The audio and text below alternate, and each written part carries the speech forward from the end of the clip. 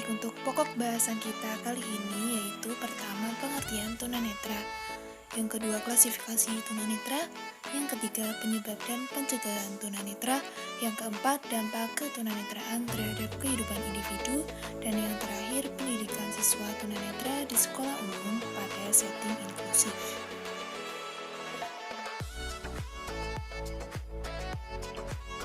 Baik teman-teman, di sini saya akan menjelaskan mengenai pengertian tunanetra. Tunanetra secara etimologis berasal dari dua kata, yaitu tuna dan netra. Tuna sendiri berarti kecacatan atau kekurangan, sedangkan netra berarti mata atau penglihatan. Jadi, bisa dikatakan tunanetra itu adalah individu yang indera penglihatannya tidak dapat digunakan sebagai saluran penerima informasi dalam kegiatan sehari-hari.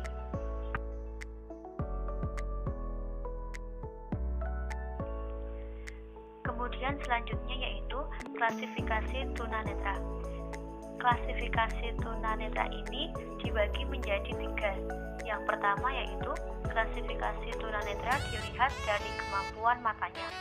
Yang termasuk dalam hal ini adalah yang pertama, kelompok yang sangat sedikit kemampuan melihatnya sehingga ia hanya mengenal bentuk dan objek.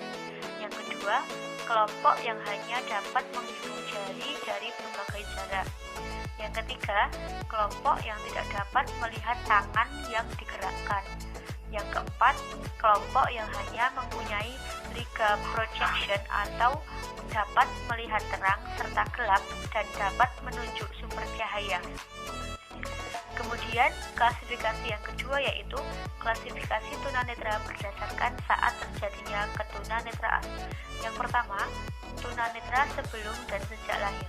Kelompok ini terdiri dari orang-orang yang mengalami ketunanetraan pada saat dalam kandungan atau sebelum usia 1 tahun. Yang kedua, tunanetra batita, yaitu orang yang mengalami ketunanetraan pada saat ia berusia di bawah 3 tahun. Yang ketiga, tunanetra balita, yaitu orang yang mengalami ketunanetraan pada saat ia berusia antara 3-5 tahun. Yang keempat, tunanetra ada usia sekolah. Kelompok ini meliputi anak yang mengalami ketunanetraan pada usia 6-12 tahun. Kemudian yang kelima, tunanetra remaja, yaitu orang yang mengalami ketunanetraan pada saat ia usia remaja, yaitu berkisar pada usia 13-19 tahun. Yang terakhir, tunanetra dewasa, yaitu orang yang mengalami ketunanetraan pada usia dewasa atau usia 19 tahun ke atas. Kemudian klasifikasi yang ketiga yaitu klasifikasi tunanetra berdasarkan adaptasi pendidikan. Yang pertama, ketidakmampuan melihat taraf sedang. Yang kedua, ketidakmampuan melihat taraf berat.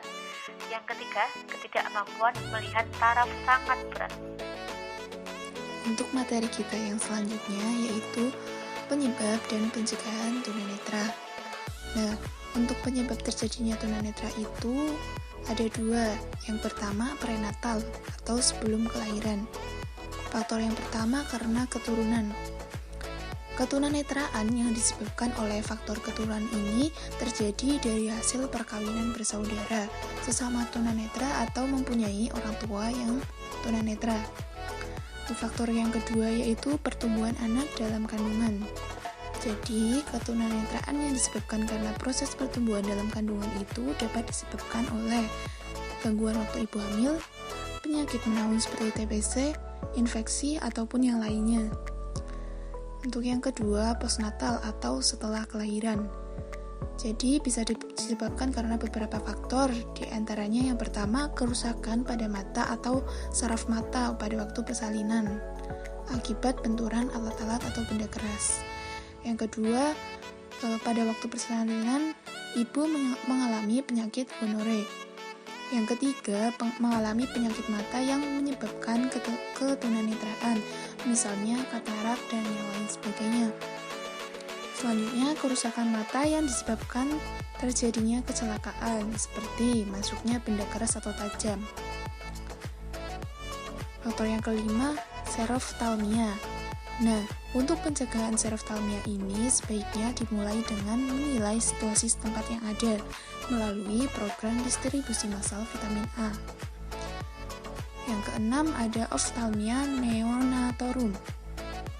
Nah, cara yang paling baik untuk mencegah ON ini yaitu dengan diagnosis dan pengobatan terhadap ibu yang terinfeksi melalui program perawatan antenatal. Baik teman-teman, saya akan melanjutkan materi yang keempat, yakni dampak tunanetra terhadap kehidupan individu. Yang pertama, perkembangan kognitif dan kemampuan konseptual. Pada anak tunanetra biasanya lebih bergantung pada informasi taktil dan auditif untuk belajar tentang dunia dibandingkan anak normal. Hal-hal yang menghambat dapat teratasi melalui kemampuan pendengaran dan perabaan, contohnya dalam melatih anak tunanetra untuk menggunakan strategi seperti membandingkan perbedaan panjang, keukuran tubuh, atau perbedaan bunyi bila diketukkan ke meja, maka dengan begitu perkembangan taktil atau perabaannya akan semakin baik. Perkembangan motorik dan mobilitas yang kedua, tanpa penglihatan, perkembangan motorik anak tunanetra cenderung lambat. Sebelum melakukan gerakan yang sesuai dengan lingkungannya, ia harus mengetahui terlebih dahulu bagian tubuhnya, mengetahui arah, posisi dalam ruang, dan keterampilan seperti duduk, berdiri, atau berjalan. Perkembangan sosial yang ketiga, sikap orang tua, kelompok teman sebaya, dan guru memegang peran penting dalam menentukan gambaran diri anak tunanetra. Dalam kontak sosial dengan teman sebaya dibutuhkan usaha yang maksimal, mengingat komunikasi nonverbal tidak dapat berfungsi secara efektif. Sampai pada materi yang terakhir, yaitu pendidikan bagi siswa tunanetra di sekolah umum pada setting inklusif. Pendidikan inklusif merupakan bentuk program pendidikan untuk anak tunanetra belajar bersama-sama dalam kelas biasa dengan anak-anak yang normal. Jenjang ini meliputi SD, SMP, dan SMA. Sedangkan pendidikan sekolah inklusif ada yang sudah melakukan modifikasi metode atau kurikulum. Di samping fasilitas guru kunjung, guru pusat, sumber yang membantu siswa tunanetra memperoleh kebutuhannya di sekolah normal. Selain itu ada yang perlu dipertimbangkan seperti Braille. Braille merupakan suatu sarana sistem membaca dan menulis yang lazim digunakan pada anak tunanetra dalam bentuk perlambangan huruf, kata, atau simbol-simbol lain yang ada pada tulisan grafis. Tulisan Braille ini disusun dari sekumpulan titik-titik timbul sel yang membentuk suatu formasi tertentu. Kemudian pemanfaatan sisa penglihatan digunakan seperti penggunaan buku-buku yang memuat tulisan cetak besar. Kemudian penggunaan alat atau kaca pembesar atau alat audio visual lainnya. Kemudian pemanfaatan kemampuan mendengar seperti kemampuan merawat diri sendiri dan orientasi serta mobilitas.